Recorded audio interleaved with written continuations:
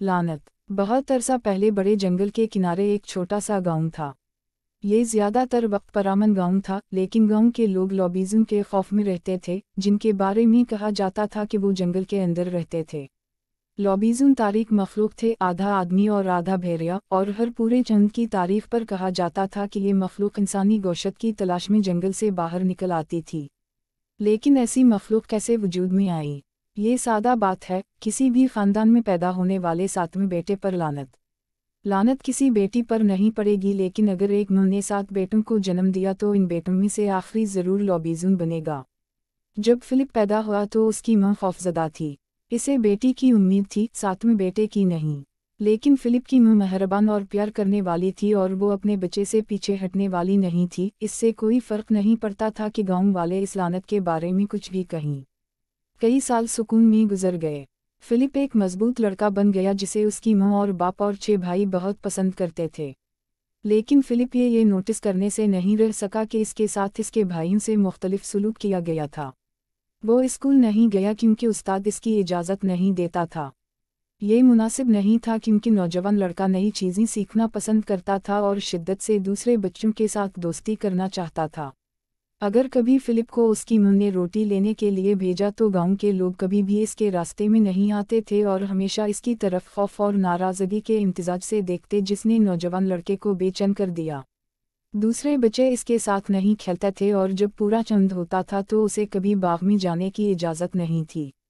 ये आखिरी नुक्ता शायद उन सब में सबसे बुरा था क्योंकि फिलिप को चंद से बहुत प्यार था। इसके बारे में कुछ खास तौर पर जब वो रात के आसमान में भरा हुआ और गोल था, ने फिलिप से बात की और उसकी रूह को जगाया और उसे गाने, नाचने और भागने पर मजबूर किया। जिंदगी परामन होने के बावजूद खुशी से बहुत दूर थी। फिलिप ने हर गुजरते साल के साथ खुद को ज़्यादा से ज़्यादा अलग थलग पाया। इसका कोई दोस्त नहीं था और उसे कभी भी दूसरे बच्चों के साथ खेलने के लिए मदऊ नहीं किया गया था। कभी कभी वो उनकी हंसी सुनता और तसव्वुर करता कि वो क्या खेल खेल रहे हैं और वो सब कितना मज़ा कर रहे हैं। फिलिप ने यह भी देखा कि उसकी माँ और इसके भाई भी उसे अजीब नज़रों से देखने लगे थे।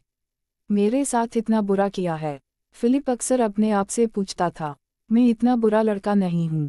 मैं अपने काम काज करता हूँ और मैं तकरीबन कभी बदतमीज़ी नहीं करता। मेरे साथ दूसरे बच्चों से इतना मुख्तलिफ सलूक क्यों किया जाता है? जैसे ही वो अपनी 15वीं सालगिरह के करीब पहुंचा, फिलिप पहले से कहीं ज़्यादा उदास था।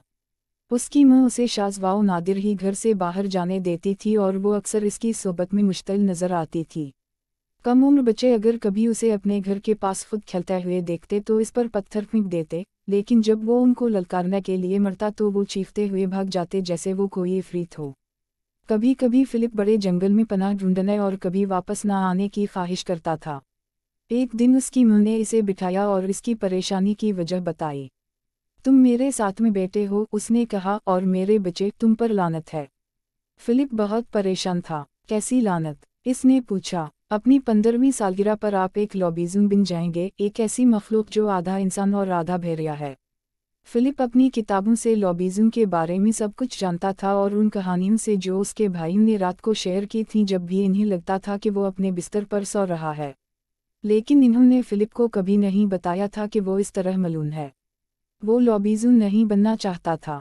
वो शैतानी या जालिम नहीं बनना चाहता था और उसे अपने पूरे जिस्म पर लंबे पंजों और मोटी खाल होने के ख्याल के बारे में बिल्कुल भी यकीन नहीं था। अपनी 15वीं सालगिरह के मौका पर नौजवान फिलिप अपनी पूरी ज़िंदगी में इससे ज़्यादा उदास था जितना वो पहले कभी नहीं था। वो अंधेरे में बिस्तर पर बैठकर अपने आप से रोने लगा। मैं हमेशा अकेला रहा हूँ, उसने सोचा। मेरे साथ हमेशा मुख्तलिफ सलूक किया गया है और अब मैं लॉबीज़म बनने पर लानत शुदा हूँ। मैं क्या करूँ? मैं सिर्फ इतना चाहता था कि हर एक के साथ वैसा ही सलूक किया जाए। मैं सिर्फ इतना चाहता था कि दोस्तों के साथ जंगल में खेलूं और रात को खूबसूरत चंद की तारीफ करूं। उसी वक्त फिलिप ने अपने बेडरूम की खिड़की से बाहर देखा और देखा कि चंद सितारों से भरा गहरा नीले आसमान में तुलू हो रहा था। ये एक बड़ा खूबसूरत पूरा चंद था और इसने इसका दिल खुशी से भर दिया। फिर कुछ बहुत ही अजीब हवा। फिलिप ने अपने पेट में हलचल महसूस की और अपनी जल्द पर खारिश महसूस की।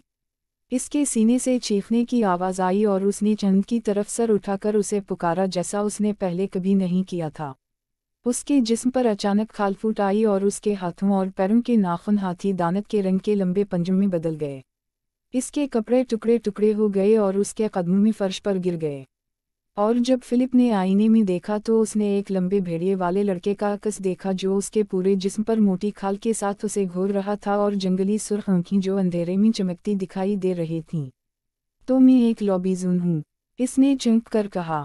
فلپ نے چند اور جنگل کی پکار کو محسوس کیا اور وہ جانتا تھا کہ اب وقت آ گیا ہے کہ وہ اپنی پرانی زندگی سے منہ موڑ لے اور اپنی تقدیر کو گلے لگائے۔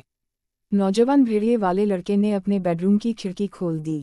رات کو باہر چھلانگ لگانے سے پہلے وہ رک گیا اور اپنے پرانے بیڈ روم کے ارد گرد ایک آخری نظر ڈالی اور اپنی ماں اور باپ اور اپنے 6 بھائیوں کے بارے میں سوچا۔ میں آپ کو ہمیشہ یاد رکھوں گا میرے پیارے خاندان، لیکن اب مجھے قبول کرنا چاہیے کہ میں کون ہوں اور نئی زندگی کا آغاز کروں گا۔ پھر وہ اپنے سونے کے کمرے کی کھڑکی سے چھلانگ لگا کر جنگل کی طرف بھاگا، ہر وقت چند پر چیختا رہتا، اس کا دل مستقبل کے لیے عجیب نئی امید سے بھرا رہتا تھا۔ جب فلپ بڑے گہرا جنگل کے اندر تھا تو اس نے ایک خوبصورت جگہ پر رک کر قدیم درختوں اور آسمان میں بلندی پر موجود خوبصورت چند کو دیکھا۔ وہ چیختا اور چھلانگ لگاتا اور ناچتا اور ہنستا، اور جب آخرکار اس نے چیخنا اور ناچنا بند کر دیا تو اس نے ارد گرد دیکھا اور دیکھا کہ دیگر لوبیزون جنگل کے خالی حصے میں جمع تھے۔ کچھ فلپ کی طرح جوان تھے، کچھ بوڑھے تھے۔ وہ فلپ کے قریب پہنچے اور اس کا استقبال کیا۔ تم اب گھر میں ہو، دوستوں کے درمیان بڑے جنگل میں، ایک نے نرم اور شفیق لہجے میں کہا۔ اور یہ تب ہی تھا جب فلپ کو احساس ہوا کہ وہ بالکل بھی لعنتی نہیں ہے۔ میں ایک لوبیزون ہوں اور میں گھر میں ہوں، اس نے مسکراہٹ کے ساتھ کہا جب اس نے پورے چند تک اپنا سر اٹھایا اور پوری طاقت سے چیخا۔ دوسرے لوبیزون سب نے اس میں شمولیت اختیار کی اور چند کے اعزاز میں رات کے آسمان پر ایک زبردست گروپ میں گانا گایا۔ کئی میل دور فلپ کی ماں اپنے باغ میں اپنے نائٹ گاؤن میں ملبوس کھڑی تھی اور بڑے جنگل کے اندر سے ہلکی ہوا کے جھونکے پر بہتی ہوئی لوبیزون کی آواز سن رہی تھی۔ بوڑھی عورت اپنے آپ سے مسکرائی کیونکہ وہ جانتی تھی کہ اس کے ساتویں بیٹے نے آخرکار اپنے آپ کے لیے ایک ایسا گھر ڈھونڈ لیا ہے جہاں اس کا استقبال کیا جائے گا اور جہاں اس کے بہت سے دوست ہوں گے اور وہ لمبی اور خوشگوار زندگی گزاریں۔